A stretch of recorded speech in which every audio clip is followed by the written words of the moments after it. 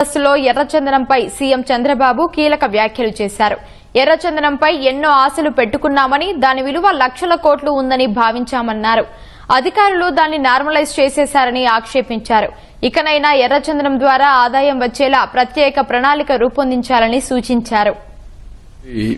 ఏదైతే red sandal depot ఉందో దాన్ని కూడా సీసీటీవీ కెమెరాస్ అవన్నీ పెట్టి మానిటరింగ్, అదే సమయంలో ఒక ఎక్స్పీరియన్స్ సెంటర్ కింద value added products you make it, దాని అది కూడా బాగా ఇది వస్తుంది. ఎవరైనా ఆర్డర్ చేసినా మనం తయారు చేసినా అలాంటి క్రాఫ్ట్ పీపుల్ అందరిని తెప్పించండి. ఇప్పుడు వెంకటేశ్వర స్వామి ఫోటోలు అలాంటివి కూడా కొన్ని చేయగలిగితే వాళ్ళతో కొలాబరేట్ చేసి ఎవరన్నా డే టు డే ఉపయోగించుకోవడానికి అఫోర్డబుల్ ఉన్నట్టు చేసుకుంటారు. కమిటీ ఒకటి వేసి అవి కూడా చేయండి. వాల్యూ అడిషన్ కింద ప్లస్ ఎక్స్పీరియన్స్ సెంటర్ కింద పెట్టండి. టూరిజానికి కూడా మనకు వస్తుంది.